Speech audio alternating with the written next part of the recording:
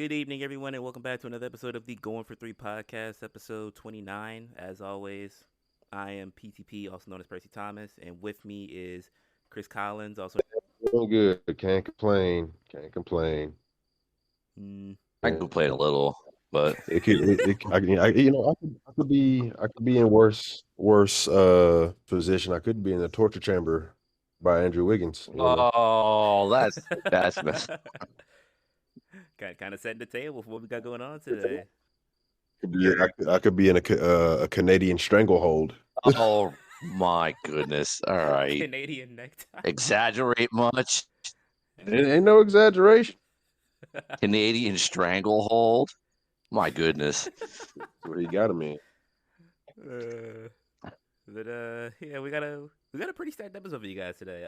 Like we said in the past episode, we do have the full mock of the first round for this year's draft going down today. But also, before we get into that, gonna run down the NBA Finals because yeah, we're at Game 6 now in the series. We also had Game 3, 4, and 5 finish over the past few days. Starting with Game 3, just to kind of like quickly summarize it. Celtics win the game 116-100. Guys, any thoughts, opinions on how the game went down? Juju, I mean, yeah, typical Celtics.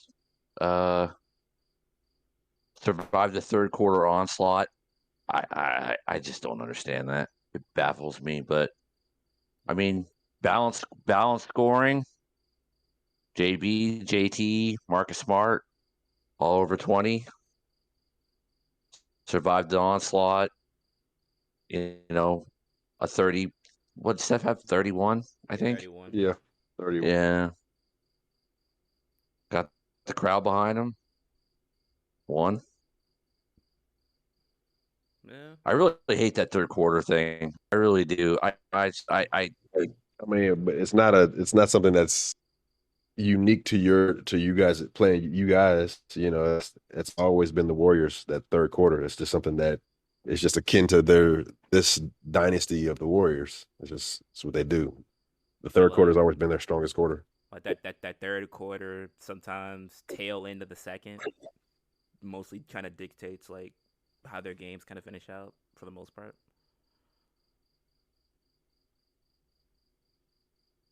I mean, that's fair. It's just the way we played, at times have been able to make adjustments, certainly in prior series, and it's just, I don't know. I'm not a happy. I mean, look, we'll get there, but I'm just not a happy camper at the moment. But yeah, but I mean, going back to that game, I mean, they did have Curry in foul trouble, so it wasn't like he was just playing free range basketball. But I feel like one of the bigger things was like, I think Clay in this game at like 25. And as the later games go on, it starts to kind of matter a little bit more that he's like getting back into the swing of things because he was definitely struggling in the first couple of games. But as far as the Celtics, I mean, y'all got 24 out of Smart this game. JB 27. Offensively, this was almost similar to like the first game as far as just they made some really nice shots in this game, more or less. Tatum is still just like, even though it's 26 points, it wasn't on the greatest shooting percentages, which still is seen as like a bigger problem. So that's like my biggest takeaway, honestly. Like he's 50 right now.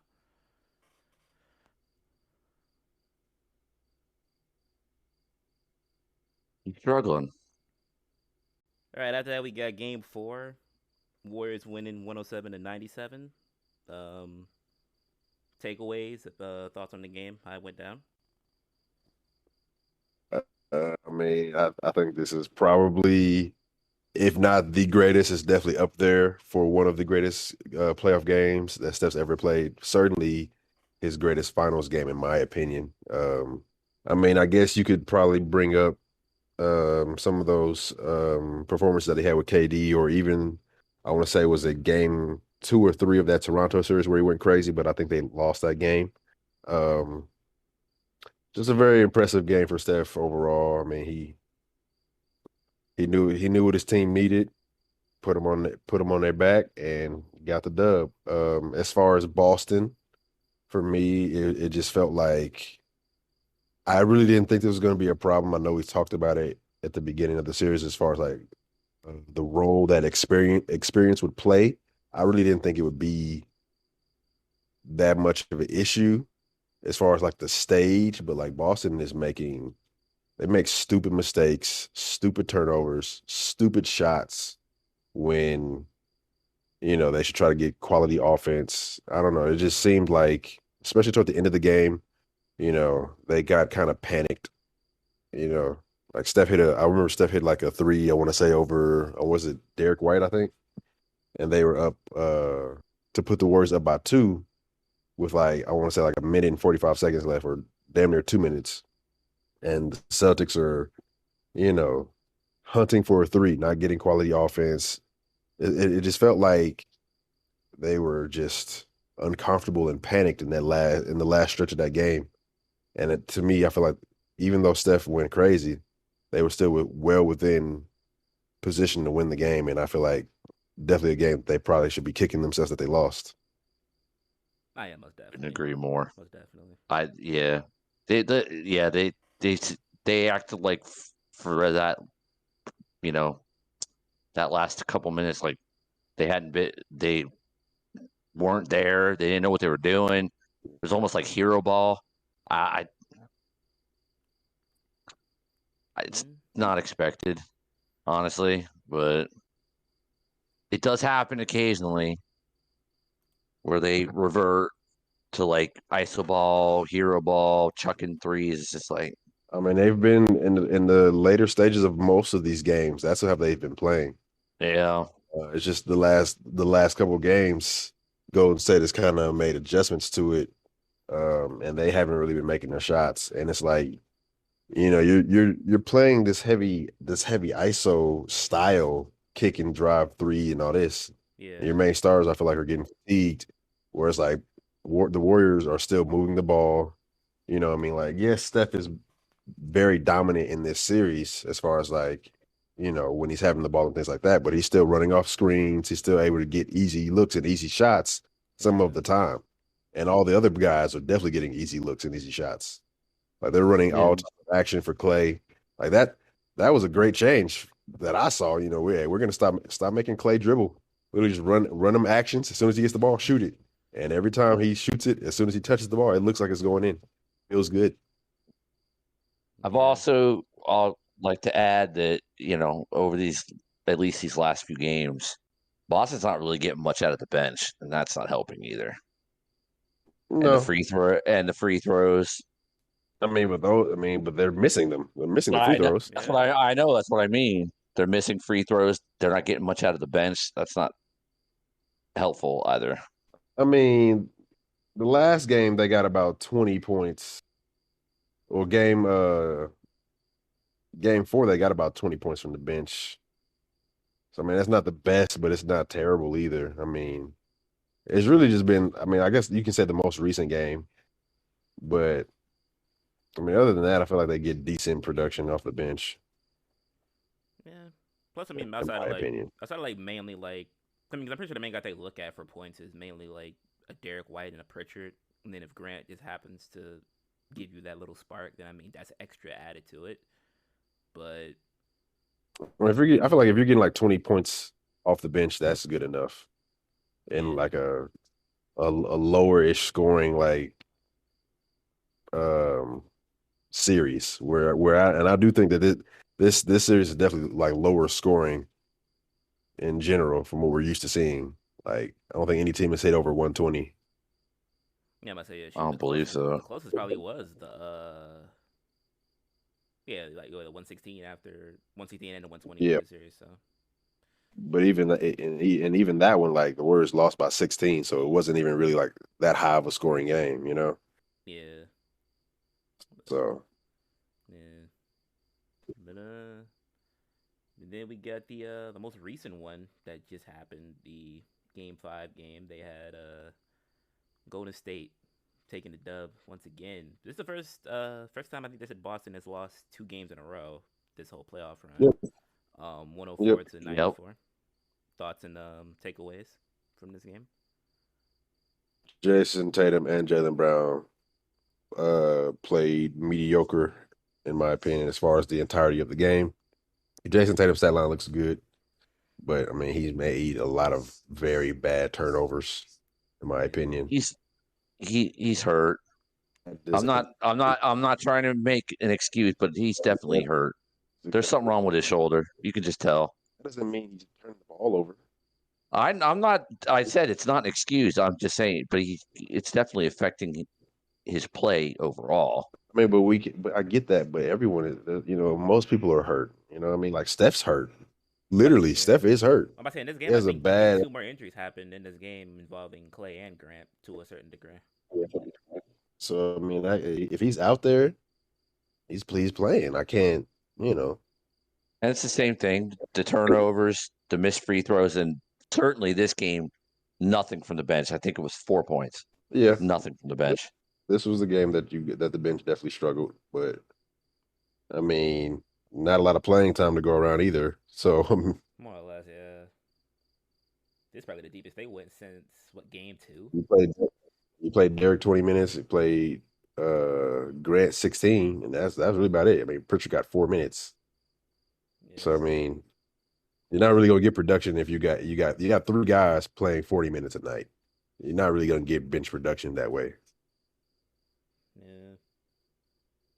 It kind of was definitely a fatigue factor, though, like you said in the prior game, because Brown going 0 for 5 from 3. Marcus Smart 3 of 6. The 3 ball just was not falling, and even for Golden State, like I go, like Wiggins is making a strong case for Finals MVP.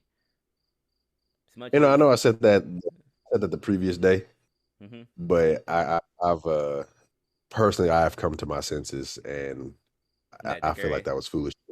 I feel like that was foolish of me to say. How dare I? No, like seriously, like Steph's averaging like 35. Yeah. On like 50 and 40. Like he's literally unstoppable. Yeah. They can't do anything to stop him. He's getting all the defensive attention. Andrew Wiggins has been incredible, amazing, but he's having a decent lot though with the rebounds though. I didn't know he had I didn't think about it in the last game. I think he had like 16 rebounds. Yeah, no, he's leading the series in rebounds. But I just this guy's averaging. There's a guy averaging 30 in the finals. Like I can't. Yeah. It's not even. It's a clear pecking order. But Wiggins has been the second most important and the second most consistent player in the entire series. Yeah. Like he's playing like his placement this season dictated. He's playing like an all-star. That's why he's playing. Yeah. And rightfully so, And I know in the series I had picked Boston, and I remember one of the reasons being was that, well, one, I felt like that Steph was going to struggle. How wrong I was on that. But I also felt that Andrew was going to have to outplay Jason Tatum, like on both sides, especially defensively. Yeah. And boy, he's doing it. Has he done that? Yeah, he's doing it. I mean, I think they said he guarded him. It was either I can't remember the number exactly, but I think it was around 70 possessions that Wiggins has been the primary defender on Tatum, and I think Tatum's taken only 15 shots against that, and he's 5 for 15. So I mean, the shot attempts is way down, the percentages is way down. He's just he's making him work a lot. He's making him work really hard, and it's just that Wiggins is, I mean, clearly more athletic than Jason Tatum. Not a knock on Jason, but Wiggins is like a superior athlete. That's just a fact. Yeah. And then as well, I mean, he's got the length. And I mean, I'm not gonna sit up here and say that Wiggins is flat out stronger than Tatum, but I mean, if Tatum is stronger, it isn't apparent. You know what I mean? So it's like he's not really abusing that if that's the case. It's making it really hard for him. And Brown has to be the guy to step up in place of that, but he having a bad game too doesn't make it better. Yeah. I don't know. The moment looked like it was too big for them yesterday, honestly. They're making bad mistakes toward the end, complaining about no calls, looking at the refs to save them. Like you're not getting these calls in the Chase Center against the Warriors against Steph Curry being a first time finals team. Like quit complaining and get back on defense or get up. Like it's just not gonna work. You're not gonna get these calls against the Warriors. Like it's just not gonna happen. Yeah, and just going back to kind of like when we were picking them, as far as like even though like it might have been like just a surface level statement to just kind of like be in between, but as far as like the experience factor, it's kind of starting to show. As far as like from the Warriors, right? Clay literally was struggling horrendously at certain points in the series, and he's slowly, he's not really like complaining about it, not really pouting. He's trying to shoot himself out of it. Still, probably not on like some of the best percentages, but he's starting to shoot himself out of it and become more and more productive. The Celtics, with this being their Yeah. first time there, they don't really know how to adjust to having like a vicious shooting slump like how they're having right now. Yeah. I mean the Warriors offense helps as well, Yeah, so but it's just constant like movement. So yeah, constant movement and even like the type of player that Clay is, like he's gotten, even when he was struggling, he was just missing open shots. Like that's just really what it was. So I yeah, mean, they're running this action, giving him open shots. I mean, he is Clay, so I mean, eventually he hit him.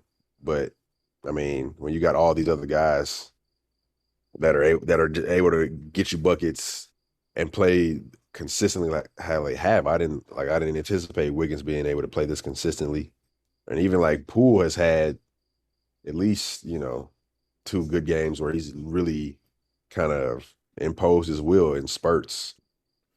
yeah, Like he's not playing a lot of minutes, but he's had games where he'll have like 14 points in 14 minutes, or 14 points in 20 minutes. You know what I mean? Like he's just coming in and making an immediate impact on the offensive end. So I mean that also helps as well. yeah, I mean, yeah. Even especially that shot he made at the end of the second. That was I think it was at the end of the second, like the little like yeah, it was like a semi. Was it from the hash? you Might have talking been about from the hash. the running three from damn near from half court that he banked in. Yeah, like that. He's had some wild shots just as much as Curry in this series. Even though they might not have been to like the consistency of like a Curry, but Poole's had his moments as well. Oh no, I think he's probably hit the three most ridiculous threes in this series. But yeah, Curry ain't hit nothing like that. No, yeah. no in and out heave from half Oh yeah, court in and out twice, bop. and then damn near banking like a left hash half court three. Like that's some bullshit. It is, So But yeah, shoot the next. I don't even know when's the next game they play. Oh no, tomorrow. Well, yeah, tomorrow is at Tomorrow. this recording. So should be interesting to see how the Celtics bounce back and see if we get that game 7. them boys going home. They ain't no bounce back. They go to Boston, Well, they're right? going to Boston. Yeah. Going to Boston, and they're staying in Boston. Unfortunately, I mean, Wow. I've seen what I've seen what I need to see. I'm not gonna. I don't have to stick to a pick if Yeah. if I see what I've enough, and they haven't played uh good enough the last two games to make me think that it's gonna change. Yeah. Jason Tatum would have to give me a Jason Tatum game, and he's not going to do that getting guarded by Andrew Wiggins, because all this is doing to me is just unlocking Andrew. Like Andrew, talent wise, we always knew like the talent was always there. He's just getting more confident on both sides of the ball. He feels confident that he can win that matchup now. So Yeah. uh, and the way the Warriors are just playing right now is doesn't look pretty. Does not look pretty. Yeah. Most definitely they are locked in. No, man. Of course, Boston still has a shot. They still have a shot. I just don't see. I just don't see them winning that game. But I Yeah. mean, I wouldn't be surprised. It's not like they're crazy underdogs to win at home. Yeah. Yeah. So now get to the meat and meat and potatoes here. Got a full first round draft projection sort of thing. believe G is going first as far as how we starting this John off. How are we doing it? I think it's Gramps, then me, then you. No, but I'm saying like, what are like, like explain like how we're doing it. So as far as like say like since Grant is number one, and say he put like Chet number one, then with the second pick, probably have like at least like a first option and a backup option. You say who you think goes where, and then it goes like that.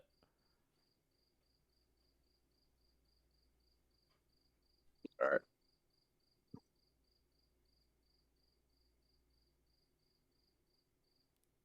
All right. So, since I start, I'm going to keep it consistent. I have not changed my mind. With the first pick in the 2022 NBA draft, the Orlando Magic take Jabari Smith, power forward, Auburn. I think Isaac will be back. Jabari will be probably small ball. Yeah, you be the 4. It makes sense. They need, versatility. They need perimeter defense. They just need defense in general. They need shooting. He does all that. I think they need him more than Chet. So Jabari to Orlando. Yeah. I just thought about it. Should we still do the flip or just keep it as is? We can keep it as it. We can just keep it. Keep it as it is. All right. We don't go. Yeah. All right. So next, the Thunder. Okay. Well, kind of like I assumed, Jabari would be potentially gone. So second pick, I'm at the Thunder taking Chet Holmgren. Like I said in the past, I feel like you can't miss prospect. 7-footer, decent, decent stroke from beyond the arc. Crazy long wingspan. Just I feel like as he gets stronger, he's gonna bulk up, and rim protection is probably gonna be like one of the bigger like pluses, just because of like the distance he can cover.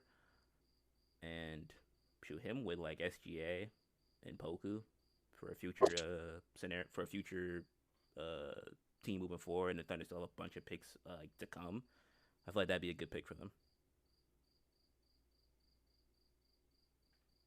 Yeah, you both. I respectfully appreciate you both making the wrong pick. So I will take, since he's available. I'll take Paolo Banchero to the Houston Rockets, 6'10" forward, NBA body, very complete offensive game, very versatile. Has some concerns on defense, but I mean, still has the body for it.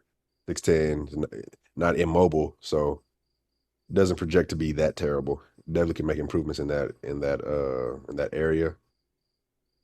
Put him alongside 2 dynamic young players and Kevin Porter Jr. and Jalen Green, and it's a nice fit, man. He's going to be a consistent player for sure. Definitely has the highest floor, in my opinion, out of all 3 of these prospects for sure. And I'd say that he's probably the second to arguably the top ceiling, but you guys know how I feel about Chet already, so Yeah. not that big a fan, honestly. And I mean, he fits in OKC for sure and what they're trying to do, but I mean, if I was Orlando or Houston, I wouldn't take him personally. But that's just me. Yeah. All right, got the Kings. Okay, pick 4, the Kings. I'm going to stick with what I did before, and I've got the Kings taking AJ Griffin. With that backcourt of De'Aaron Fox and Davion Mitchell, I like Griffin at the 3. Certainly plays well off the ball. Great 3-point shooter. Could certainly use him in the wing just that wing presence. 3-and-D, not the greatest defensive team. He's not an awesome defender yet, but I think he'll learn. He'll get there. Yeah, I mean, And he has a lot of defensive potential. yeah, Yeah, I mean, he slots in to be able to guard multiple positions. So Yeah. I think it's a smart. It's a smart pick for the Kings, but the Kings are the Kings, so I would be surprised if they go guard. But they're not picking. I am. In this case, yeah. Right next we got my team. All right. So I thought about changing this just because I mean I'm hearing a lot of different things. Like I think Matherin had a trial with us or a workout with us like a couple of days ago, and I think I heard he went really really well. But I'm still stick with Shaden Sharp because he's a mystery prospect, but also could potentially be one of the top prospects in this class. He has the height, has like the potential to have really good finishing ability, could grow into a defender, well, a solid defender, and he has range at his height. So yeah, I'm gonna stick with Shaden Sharp to the Pistons. may I ask a question Yes. on that particular pick? Mm-hmm. Why go with the unknown over a known like a Jaden Ivey, who has that athleticism that we've seen on paper, has the defensive chops that we've seen on paper, Uh, instead of a person that hasn't played? yeah. I mean, it is an interesting decision to go with a guy like Sharp. I'm mainly looking at it from like at least kind of like how the team is currently constructed. Me personally, I'd rather have like a Cade Cunningham.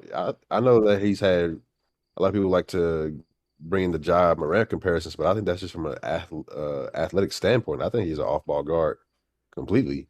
Yeah, but like just from how I was seeing it, like or plus also just like I started like a size thing too, because I mean right now I think we have like Killian Hayes who, even though he has the size, it's still gonna be like a really long like growing process in a way. So you add a little Oh bit yeah, more no, to that. Somebody take the brakes off was cooked. him. Hey, you waiting on? Actually, let me not say that. Let me not say. I don't know. I just know that that's another guy I was not high on, and it's been a couple years, and he has not been what he's supposed to be. But Yeah, I mean, yeah, I mean, but that even leads me more to my point of why you would take an unknown over somebody who like has been playing more recent. yeah. Well, kind of like a repeat of events, but I mean, yeah. From what I'm hearing, though, I mean, if Matherin is like getting the workouts, because I think Sharp, I don't even think Sharp had a workout with us or like an interview, so it wouldn't it could really be either way thing. But me personally, I'd probably take one of those guys that have like a kind of intriguing like ladder to climb as far as talent. That's fair. Well, GM Collins is up, Mm-hmm. and with the what is this? The 6. overall pick, the Indiana Pacers with Chris Collins at the helm will be taking Keegan Murray. Damn it. And well, we mean, of course, they're going to take him because Gramps took AJ Griffin. Why wouldn't I take Keegan? Keegan's the better player. Anyway, yeah, Keegan Murray, 6'8", just ability to run up the floor, athletic, can score, can shoot, slots in to be able to guard multiple positions with that size, which is exactly what the Pacers need. They need to be able to get players who can, guard multiple positions because, I mean, not to say that Halliburton is a slouch on defense, but he's not going to be guarding multiple positions outside those 1 and 2. And then Chris Duarte has limitations as a defender, in my opinion. So bring in somebody like Keegan who can kind of help that, as well as get up and down the court playing with like a pure point, like a Halliburton, is exactly what you need. Exactly what you want, actually. So, I mean, it's a win-win, and I appreciate Gramps for leaving him on the board for me. That was very nice of him to do.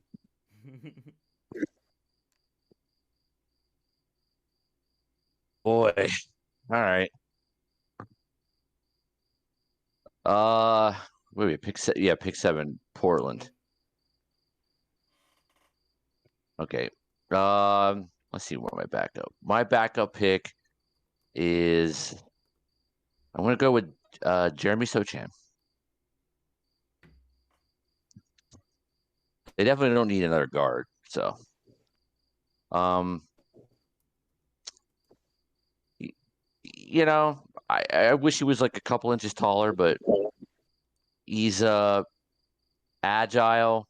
They certainly could use him at the 4, maybe even I wouldn't say 3, but I guess if they wanted to run a lineup like that, they could. They could use him at the 4. He's agile. He's a willing defender at any position. I'm not saying he can necessarily guard because every position well, but he's certainly capable of it, and he's certainly willing to. He can improve his 3-point shot because he didn't shoot very well, but I think he can improve there. And depending on what style the Blazers are going to run, I think he can work there in a more possibly up-tempo kind of offense. So, yeah, I like it. That's a very interesting pick I was actually gonna go Keegan there, but you know.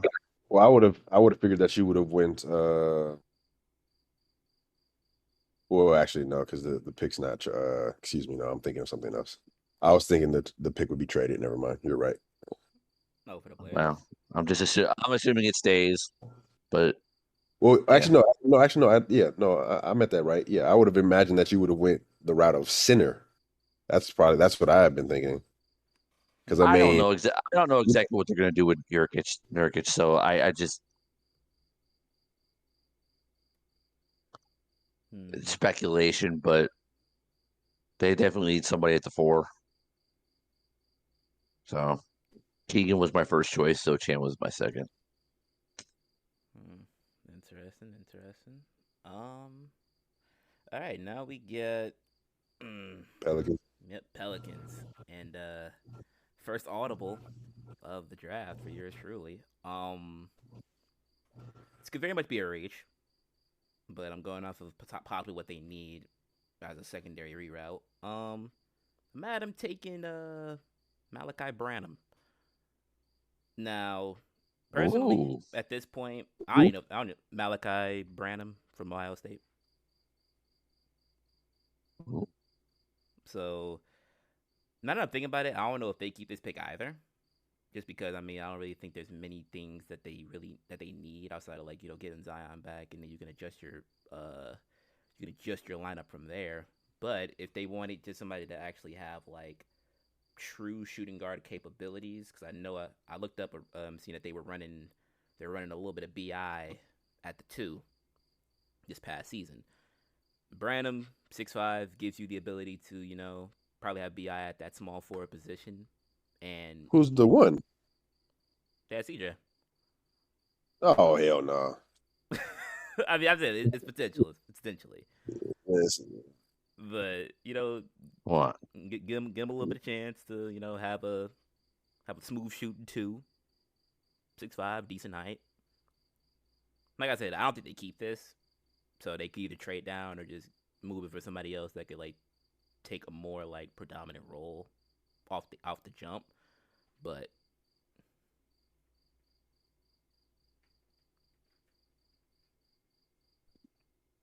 yeah, that's fair. I wouldn't say that was the route that I would have went, but I can see the idea behind it for sure.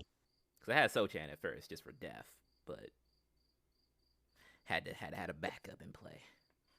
Yeah, boy, y'all is Sochan, boy. Y'all love him. I don't get it at all. He ain't he especially for he just He was a team of unicorns. He's not a unit. He's not a. You could, man. You got to be offensively inclined to be that. He had handle. You really don't. Decent. Am I up? Yeah. Spurs. Yep. Yes, San Antonio Spurs at 9, I believe, right? Yeah, Yeah. San Antonio Spurs at 9. I have them taking Benedict Matherin, um, shooting guard who can really score that ball. Um, defense, I wouldn't say that he has like Mm. a lot of potential, but I can see him being a positive defender. And then the Spurs just feel like they just need another potential guy that can be a scoring threat or a scoring threat that you can build around. Perfect to pair, in my opinion, with DeJounte Murray. Um, Benedict can really shoot, things of that nature. And I just need to go. I feel like they need to go in a different direction and draft somebody that they can try to build at that position. Because, like, I know we've talked about this before about how, like, Lonnie Walker doesn't seem to really be that. I mean, they traded away Derek White, so I mean, it's definitely a void at that position, in my opinion. Seems like a good pick. Solidify your backcourt for the future. Mm. Sounds like a good choice to me. Mm. So. Alright. Wizards. Oh, since he's falling, which I didn't expect. I didn't expect this kind of a fall. So, Jaden Ivey. Hmm. You got to take him. Yeah. Yeah, you. I mean, It's because GM Thomas left him up there. yeah, yeah, That boy gonna be out of a job. Hey, yeah. I'm going for Yeah. need, damn it. Yeah, downhill player, finishes the paint. Athletic. Mhm. I see a little jaw on him. Yeah, I don't know if I said that before. I see a little jaw on him. comparisons are there, for sure. He definitely he needs to grow as a distributor, but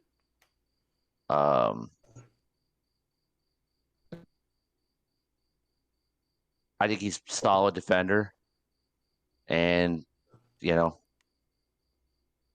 I don't hate a backcourt of him and Brad Beal. That's like a seems like a no brainer to me. No, that team, you got something there. You got Jaden Ivey, Beal, Kuz, Porzingis, and I don't know who they're running at center. Whether it be like, I guess, Gafford maybe or Bryant. I don't know. Yeah. I'm not really sure who they would do, but no, that's a decent team in my opinion. So Yeah. Gafford probably. any team with the Kuz train I is was just, waiting for that. I was surprised you didn't say it 30 seconds ago. hey man, listen, It's got to be a that's a butter. bucket, right? But, A bucket of something. But anyway. wow. What? Pure bucket. Bucket of water, actually. Look, if we want to get technical. Listen, he's a bucket going in the goal. Yeah. 17 points ain't nothing to do. Hmm. Get the oh wow, the Knicks. Okay. Yeah, this pick. Because we said we were gonna take the same guy at this pick. I know you got. Yep. Exactly. We Yeah. got that. We got Dyson Daniels, G League Ignite. Like we said prior, like I said in prior ones, Knicks need something to be happy about, and a 6'6" guard with potential to sew up that spot for him, get RJ back at that 2 position because he's really not that much of a point guard, or at least having like point guard responsibilities. Feel like Dyson can be that guy. Shooting wise, probably got he has a pretty good looking shot from seeing him in the Rising Stars tournament that they did for All Star Weekend. So should bring some spark back to the city of how about call it cinema city Brady love, that's the wrong city. The big city.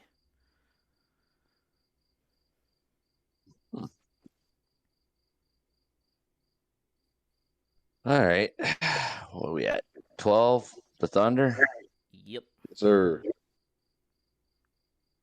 So I mean, I know you guys had. Well, I think we all had Chet going to OKC. So I mean, I think he's probably better suited to play the power forward position. Just because I don't think he's going to be that type of player to bang with people. So I think a good pick for them would be to select Mark Williams. Well, actually, no. Take that back because my guy is actually still there. So actually, no. I'm a pivot and I'm taking Durant instead. Uh, 7-foot center, physical specimen, rim running defense.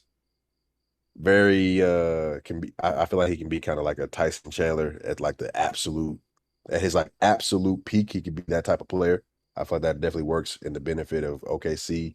It also helps them to not let Chet bang in the paint, which he's definitely at this point not ready for. If he might ever be, I don't know, but he's definitely not now. So it allows him to slide into that power forward position, and at that position, that kind of lets him kind of play a little bit on the outside as well, because he likes to think he's a guard and dribble and shoot and all that, even though none of those skills are like that for him right now. But whatever. He wants to do that. So let's take Duran. And also, I mean, that helps the team as well because you got players like Shea and Josh Giddey who like to get up the court, kick it out, playmakers like that. So having a rim running athletic big to finish always helps as well. So Nice little lob threat. yeah, exactly. So Duran for Thunder. All right. We got next. Oh, Charlotte. Yep. Ah, you took my pick, so it's okay. Were you gonna take Durant? Oh, you that? Yeah. I mean, there's still another center up there. Yep. He's still there. I'm actually not going to. I'm actually not going to do that. Oh. Yep, I'm not going to do that. I am going to go with Nikola Jovic. Okay. Oh, he slept a ton of spots since the last time we did this. Yeah. At least I think he's. Okay. No, I think in my mock, I think I mocked him to the Knicks, so he's not really Oh yeah. Well, far from where I had him. Didn't you Yeah. kind of think he's more of like a big, or like, right? Yeah, I could see him playing the 3, the 4, or small ball 5. I mean, he's 6'10". I You know? remember. Yeah, I remember that. So That's fair. I don't think he's physical enough for the 5, but it depends on what they want to do. yeah, it depends, but I think he's even at the 4. I think he would work. They could small ball 5 him in smaller lineups. Sure, why not? He's polished. He scores all 3 levels. That certainly wouldn't hurt. I could see a lot of fast break. LaMelo Jovic. I could see it. Offensively gifted.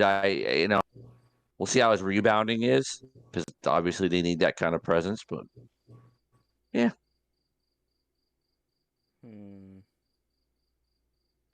he's not the biggest dude. He's not the biggest dude in the world for 6'10", but I mean, he'll probably put on a little bit of weight. He's not like he's tiny, but he's like 210. He's going to be a wing, my boy. He's a lanky 210. Or a sus. He's 210. Or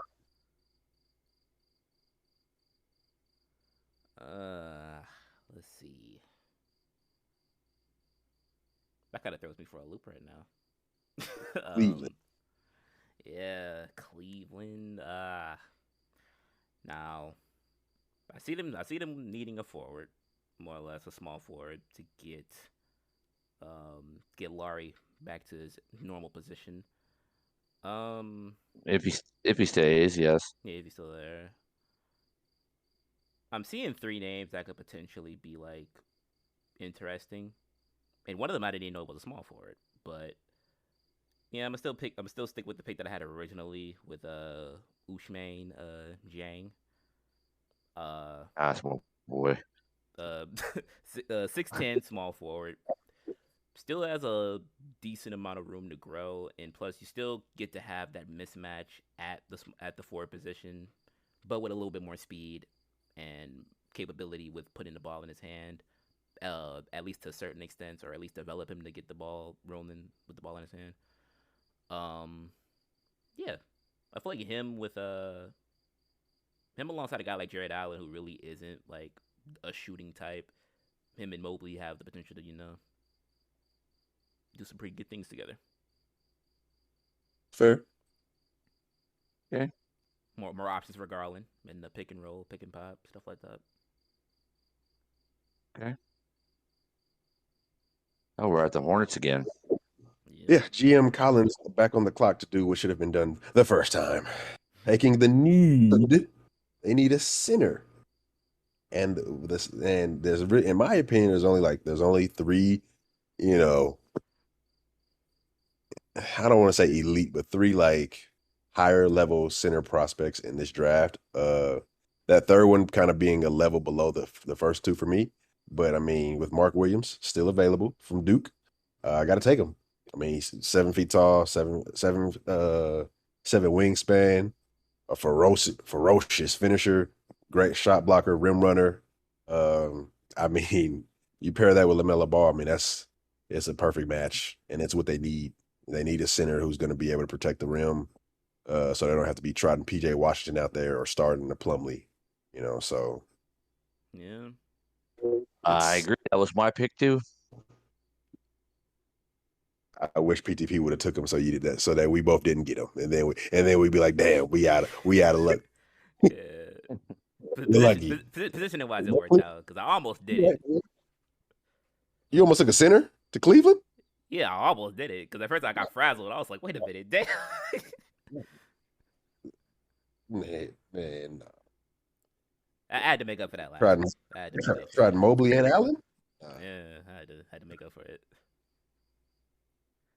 And next we got the Hawks. Okay. Run through the quick picks real quick. Wait, as far as from this point on. Run through the picks to this point. I just want to make sure I don't repeat. One is Jabari Smith, 2 is Chet, 3 is Paolo, 4 is AJ Griffin. 5 was Shaden Sharp, 6 was Keegan Murray. 7 you guys took with his face. Yeah, so C. 10. 8. Yeah, Branham for Pelicans. Yeah. 9 for San Antonio was Benedict Mathurin. 10 for Washington, Jaden Ivey. 11 for New York was Dyson Daniels. OKC was Jalen Duran at 12. 13 for Charlotte was Jovic. Yeah. And 14 for Cleveland was what's the guy's name? Ousmane Dieng. Ousmane Dieng. And 5 for Charlotte was Mark Williams at 15. Yep. Yeah. So and now we're currently sitting at pick 16, Atlanta. Yep. Atlanta. All right, I'm going to stick with my original pick. Hawks, Ty Washington. I like Ty. I don't know about that one. He can play off ball. That's a crowded room. He can play off. Yeah. But they're gonna make. They're definitely making moves. But he can play off ball. Intense defender, definitely needed there. He might be a problem getting back down, but I think he's versatile enough. He's a dog.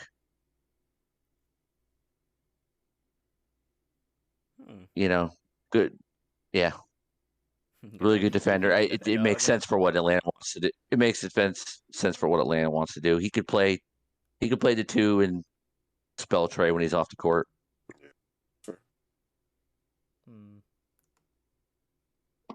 Okay. We got Rockets. Now, as far as what I think they would need as the GM of this organization, probably that 3 position, potentially that 3 position, and yeah, go ahead, take. Which I don't know who you're gonna take. I know who I would take. Yeah, This might be another curveball. I'm at him taking Tari Eason. Okay, respect that one. I do. Yeah, They need it.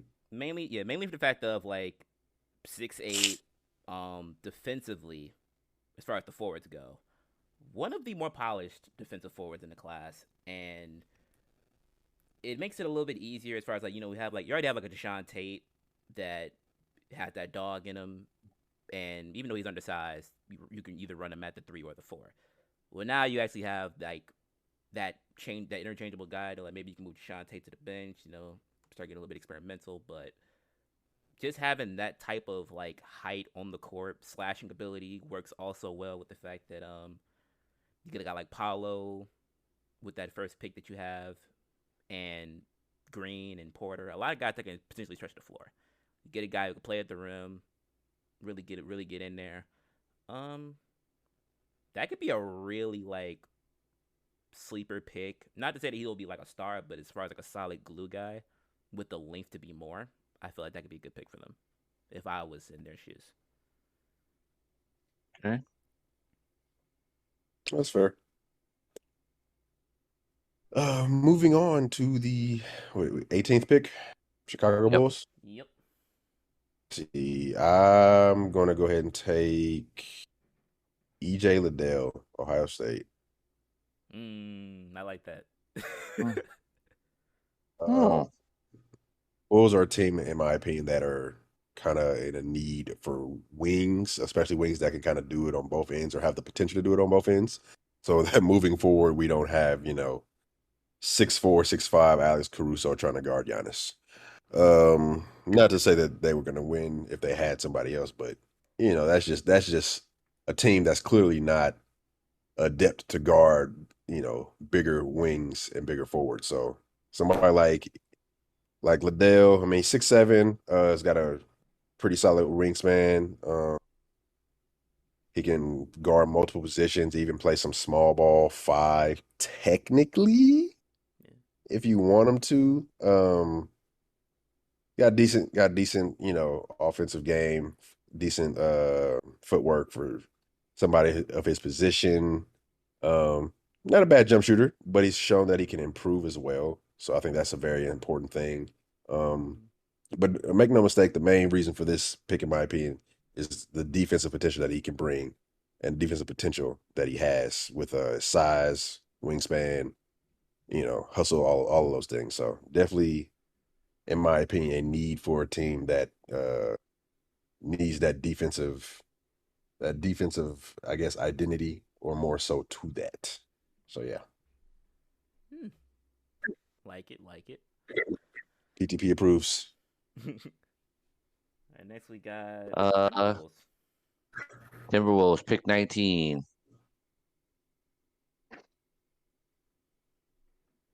I am going to go.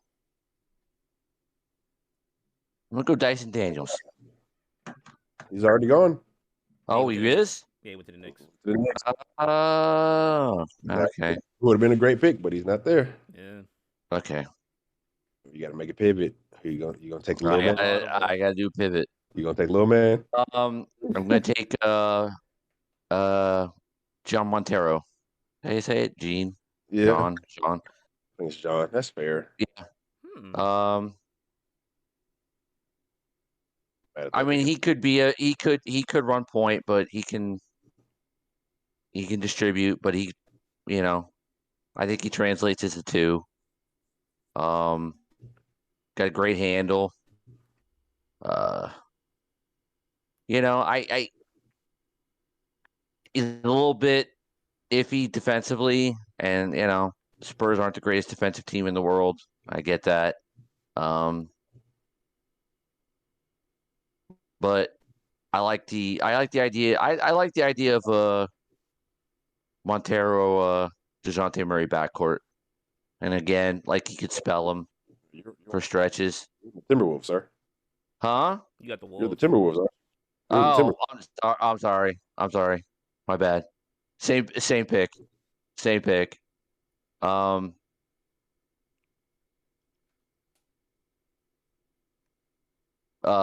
me pivot for a sec. Same pick, but I think he could run point for sure. And again, he's a little lacking defensively, but I think he can distribute, and that certainly fits with Minnesota. And D'Lo's gone. That's just we don't even have. I think there's like no way D'Lo's still there. So I think they draft him as a starting point guard. Defensively, he's a little bit of a liability, but so is D'Lo. But I think, yeah. That's fair. Yeah. San Antonio. Yeah. Well, I'm gonna go with 20. with pick 20. I'm gonna go with who I feel probably should have went to the T-Wolves, but I mean, this probably might be a better position for him. I'm gonna take Dalen Terry out of Arizona for the San Antonio Spurs. Very, very intriguing just based off of what they could potentially do. He could be a backup or he could be your future. More or less, he probably could be a backup. And he's very interchangeable. 6'7", is projected to possibly at least be like a 1 through 4 type of like defender. Crazy length. I think he's like a 7-foot wingspan. Could be. What was the name you said? Dalen Terry. You said Jalen Terry? Dalen. Terry. Yeah. Okay.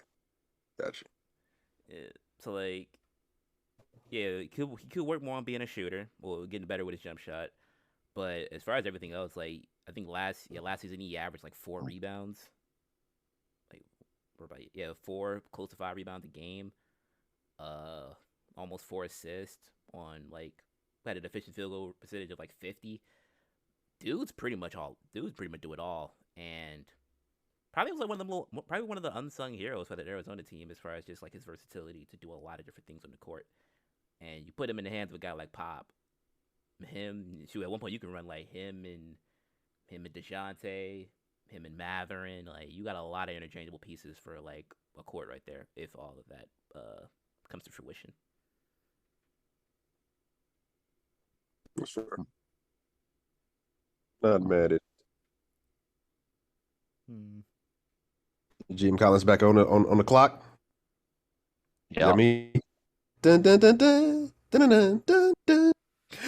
With the overall pick for the Denver Nuggets, GM Collins will take Jalen Williams from Santa Clara. So with Denver, they got their guys projectably coming back, hopefully healthy, and Michael Porter Jr. and God, his name is slipping my mind right now. What is his name? Jamal Murray. Excuse me.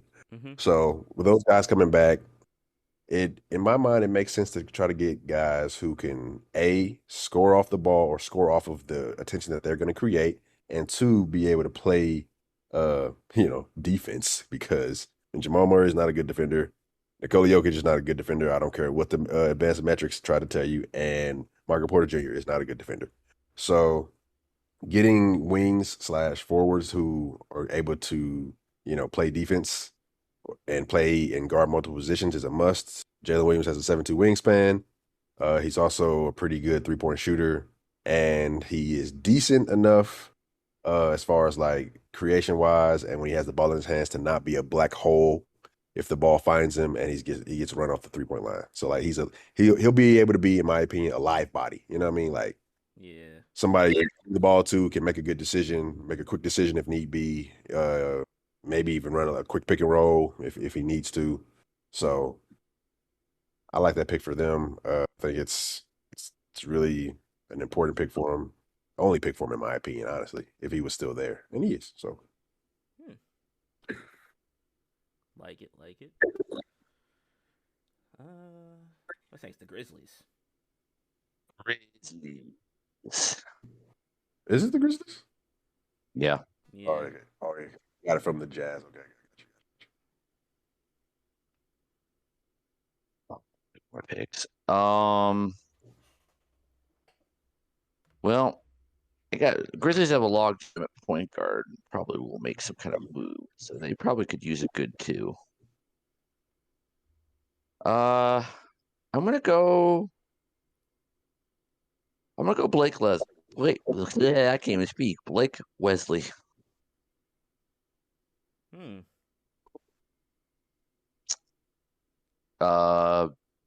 Gets downhill, can get to the paint,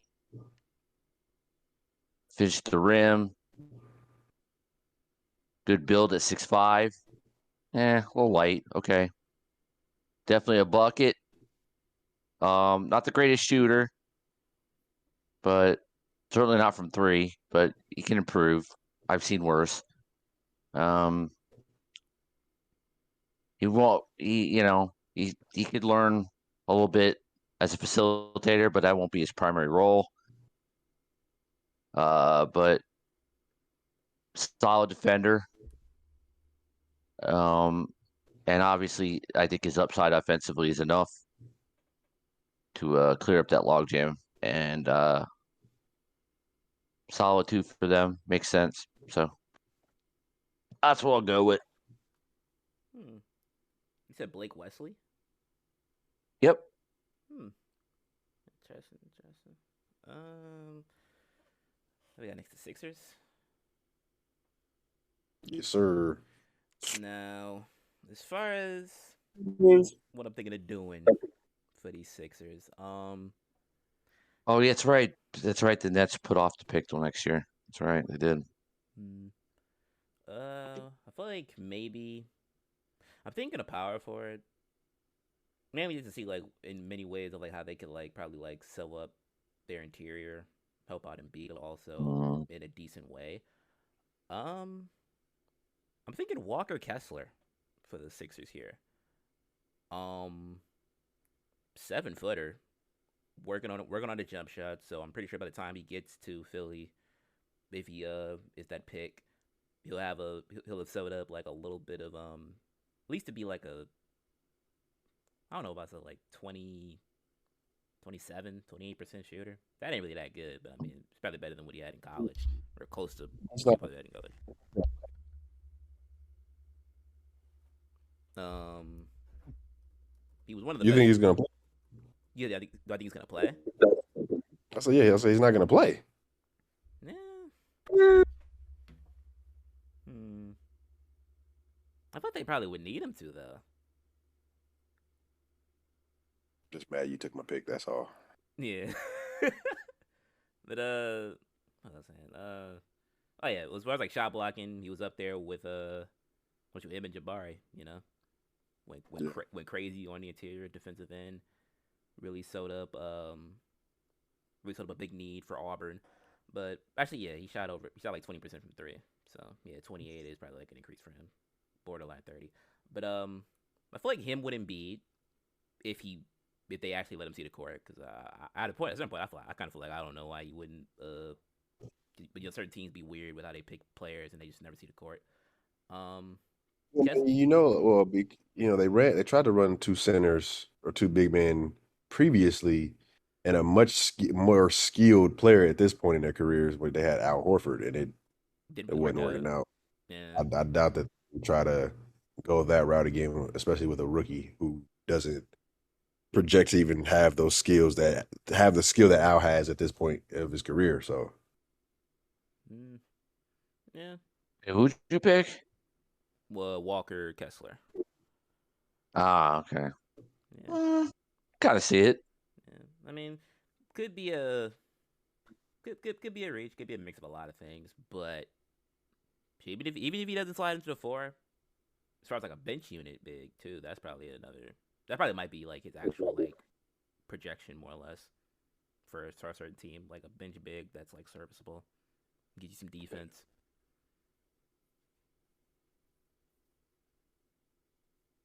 that's fair. That's fair. Don't take my pick, Chris.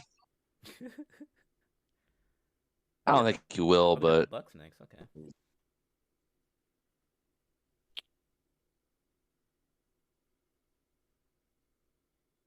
I mean, Milwaukee. I mean, honestly, I don't think that Milwaukee would keep this pick. Anyway, they'll probably trade it for like a vet. But I mean, I guess we take I have them. I take a flyer. I guess I'll take Patrick Baldwin Jr. Yeah. 6'8", 6'9", 6'10", however tall you want to say he is. Wing slash forward who can really score the ball. I mean, in my opinion, that really helps them. You know, they're probably going to lose Bobby Portis, so getting some more offense off of that bench could help potentially. Um, but like I said, I don't see them keeping this pick. But I mean, I don't think anybody that they could take at this point besides Walker Kessler, who that's who I was gonna take. But anybody else, I don't know if they could really come in and give them an immediate impact anyway. So take a flyer. He did go to college up there, so it would be too far for him. All right. Pick 25, the Spurs. All right, I'm gonna go with Wendell Moore. Sure. Yeah. He can guard. He could arguably guard all five. It's 3-and-D. Yeah.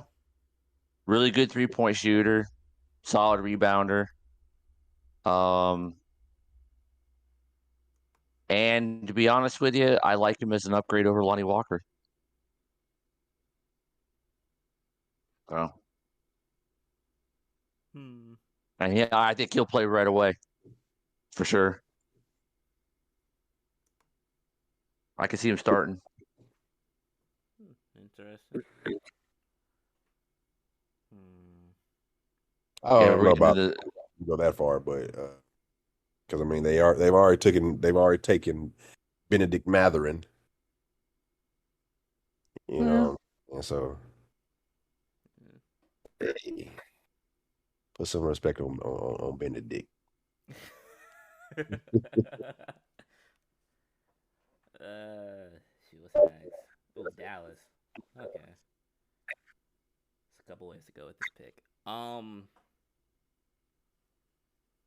the top of my head, I'm thinking either big, like power forward potential, or guard, because I don't think Brunson is staying. But I'm gonna go with the latter, of going with a potential center. Actually, they probably still need a center to some degree. Center to power forward eligible player. I'm gonna go with Jalen Williams, out of Arkansas. Jalen Williams. Oh. Yeah, he was like sophomore big, 6'10". Honestly, I didn't really look at it or think about it once I really kind of started like analyzing like who would go where, but first two Jalen Williams in this draft. Yeah. Or two high Jalen Williams prospects. That's funny. Yeah. Like, now that I think about it in a way, I feel like Jalen Williams, at least to a certain extent, has an arguable case as probably the third best big prospect, probably. Like, I'd say, like, you go, like, I think they have, like, let me see. We'll tell him again. He has Chad Pickett that's like a power forward. But, like, as far as, like, if you go Duren, Mark Williams, I feel like Jalen Williams could be sliding in right after that as just, like, has a smooth stroke, high motor guy.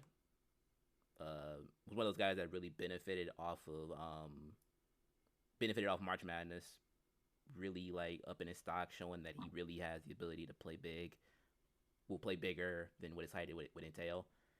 And for Dallas, I mean, it gives them something that they really haven't, something that they didn't have last season, as far as just not only just like a good pick and roller type of like rebounding type of big, but at least a guy to like Luka can dump it off in the mid range. Fast break eligibility. Jalen Williams probably a lot more faster, get down the court a little bit better than Dwight Powell. Yeah, like I said, that is a pretty good pick for them. Pretty high ceiling big, in my opinion. It's fair. Is GM Collins back up? Yep. Oh, Miami.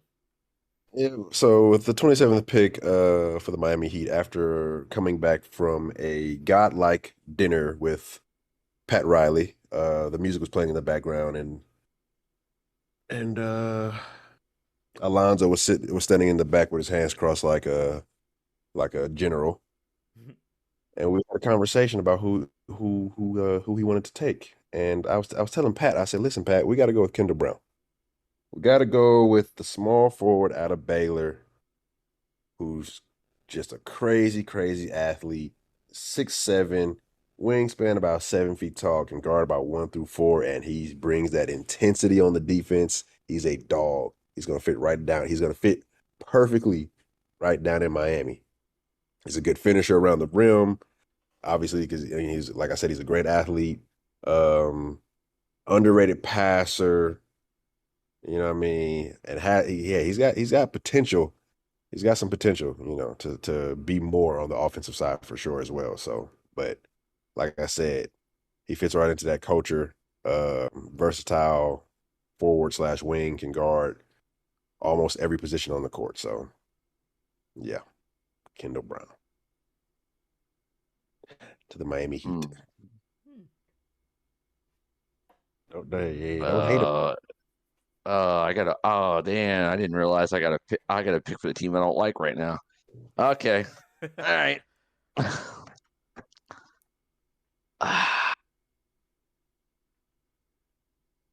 Okay.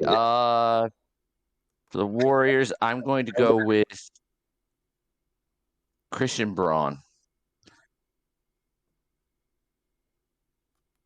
Oh, from Kansas. Wow, Okay. silent. Yeah, Oh, silence. I don't know if they I keep like that the either. I like, but you go right ahead. Yeah. That's what I was. Well, yeah. Look, he's a guard forward. The Warriors play small. Yeah. Really, as it is. He can guard 1 through 4. Yeah. Knock down shots, knock down 3-pointers, get to the rim. I can see this. I can see it as a fit for the Warriors with that roster. I can see it. That's fair. They certainly don't need another point guard. That's for sure. But they play small. He defends. He shoots threes. Sounds like a Warrior to me. Yeah.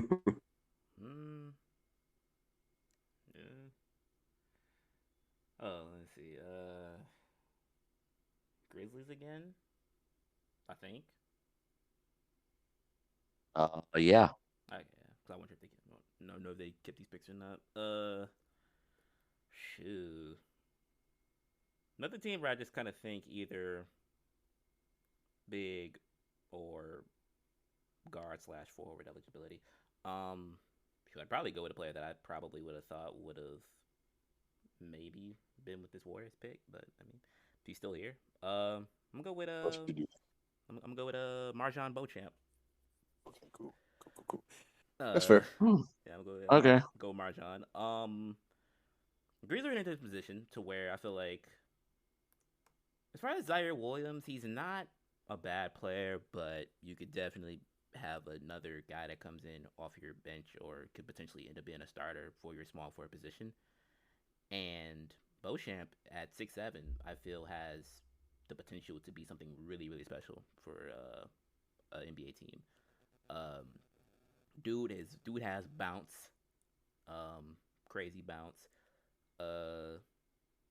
Could probably let me think.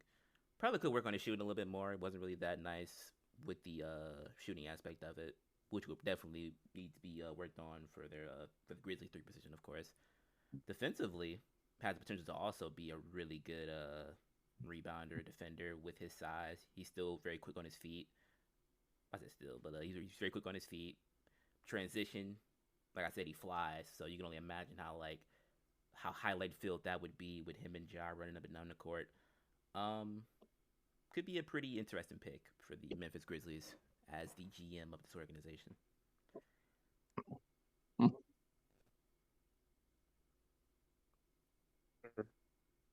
All right, GM Collins. Denver Nuggets. Yes, sir. 30th pick, correct? Yep. Yep. 30th pick, GM Collins is going to take PTP's boy, Caleb Houston. Ah.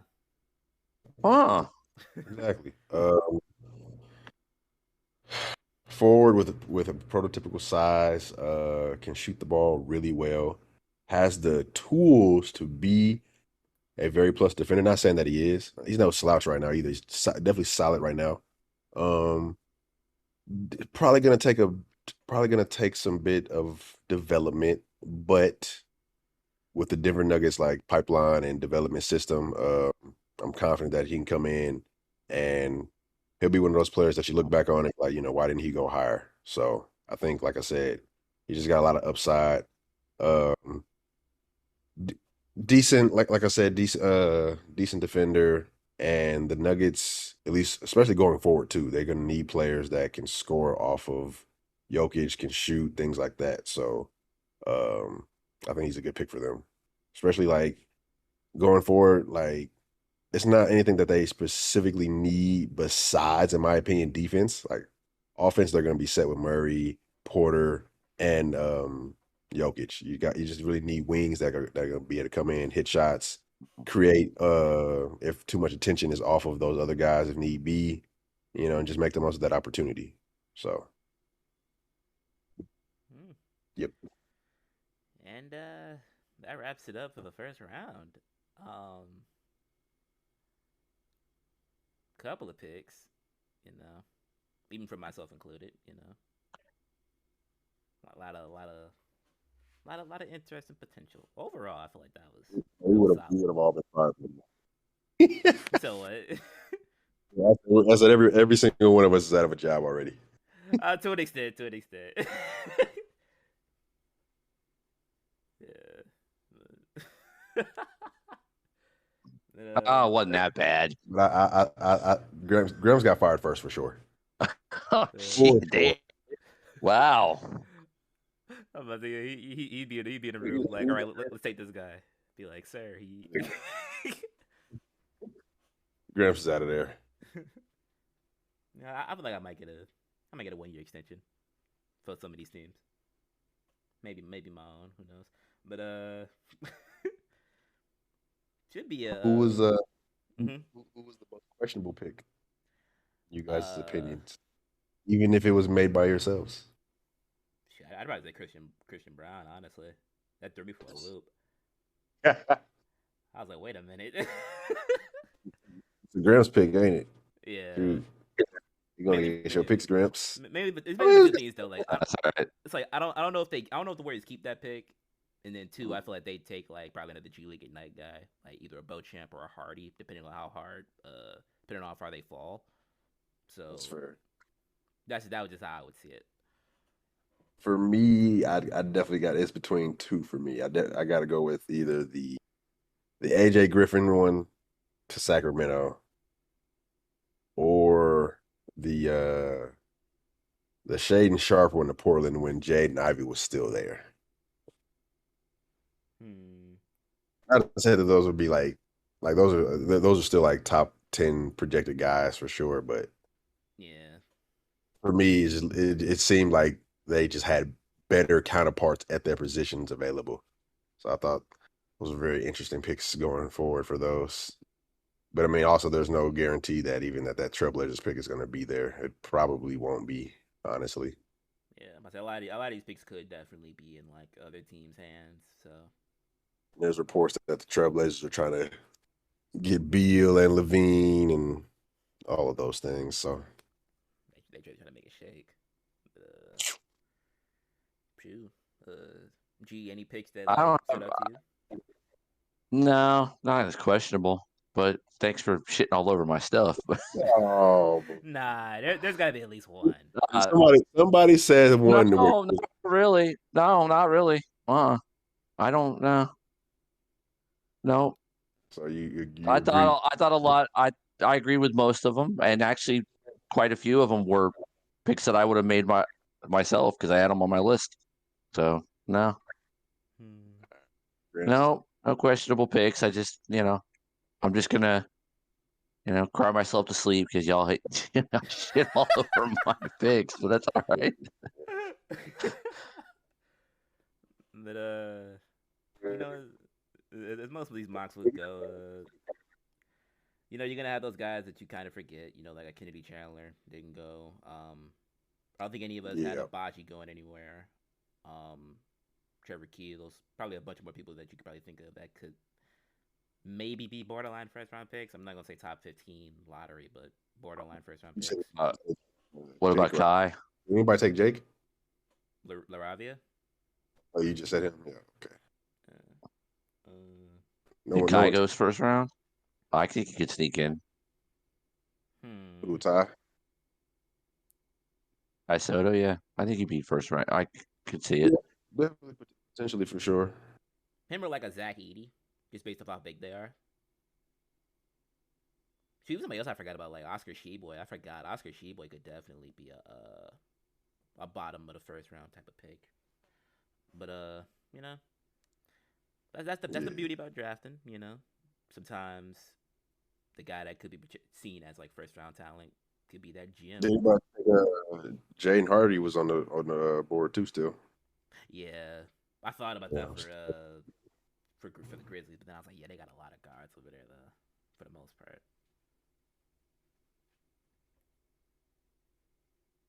There was another one.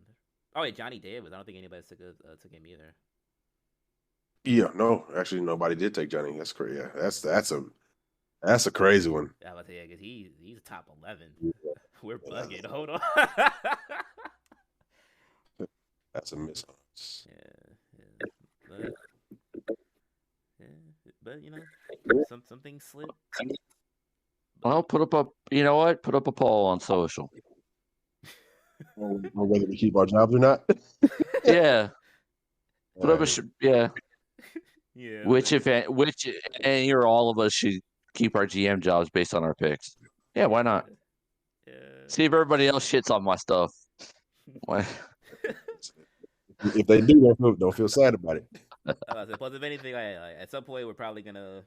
I won't believe it to be as rigged as the last one. That's fine. Hey, the last one was very valid.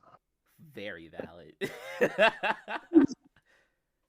If it's what I recall, King of the Streets. You know what I'm saying? But I don't know, man. That prospect list, I don't know when it came down to actually the draft. I don't know if really you didn't age well. Quite correct. Yeah, probably didn't age well, but that's all right because Johnny Juzang to LA buckets and the Johnny train is coming to LA. Oh yeah, the Lakers are definitely going to be signing some undrafted guys, no question about it. I mean, somebody will slip. There's a lot of guys in the draft. So I mean, yeah, there's going to be get a couple guys for sure. Johnny's definitely a player if he doesn't get drafted in the second round. Yeah. Hey, I feel like they hit last year though, honestly, when they had Reeves and McClung, but only Reeves made it to the roster. So yeah. But yeah, it's definitely gonna be like a full like rundown of all these picks going on the social media so that you guys can have something to be a refresher of when you try to see if we keep our jobs or not. Just keep it in the back of your mind. But overall, the draft should be pretty interesting. Now that I look at it, this is a loaded. Loaded as far as like depth and like variable like picks could be made. Definitely one of the bigger classes as far as like bigs. There's like I don't know how many 7-footers are in this class, but good majority of 7-footers in the class. But any last thoughts about just anything regarding draft, finals, anything? No, I'm good. Mm-hmm. It'll be definitely interesting to see. Yep. Well, that wraps it up for this week's episode. As always, you can follow us on the podcast socials at Going for 3 Pod on Twitter and Instagram as well. where can these fine people find you guys at on socials? At 20 the real on Twitter. Chris D. Collins on Instagram and Twitter. And you can follow me on Twitter at PTP_99. Hope you guys enjoy the rest of your week. Enjoy the basketball coming in a later days. And we will see you guys next week. Peace. Peace.